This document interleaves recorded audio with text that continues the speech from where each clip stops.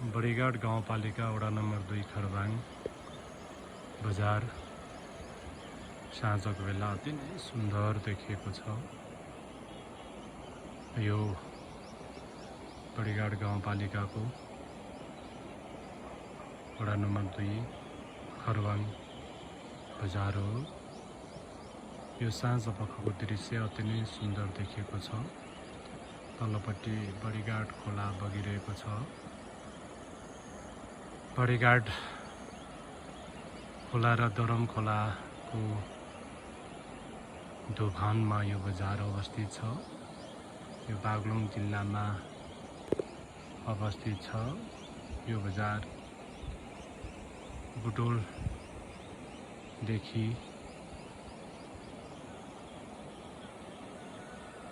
आएर हाँडीखोला बजारमा एउटा बाटो जोडिन्छ। अर्को मध्य पहाडी पुष्पलाल मध्य पहाडी राजमार्गले यो खरबाङ बजारको बीचबाट मध्य पहाडी निर्माण भएको छ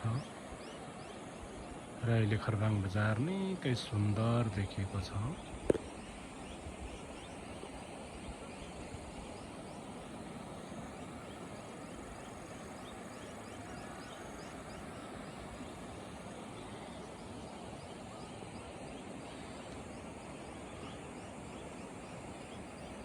यो नजिकै गुल्मीको मसीकोट नगरपालिकाको पनि केही भूभागहरू देख्न सकिन्छ र यो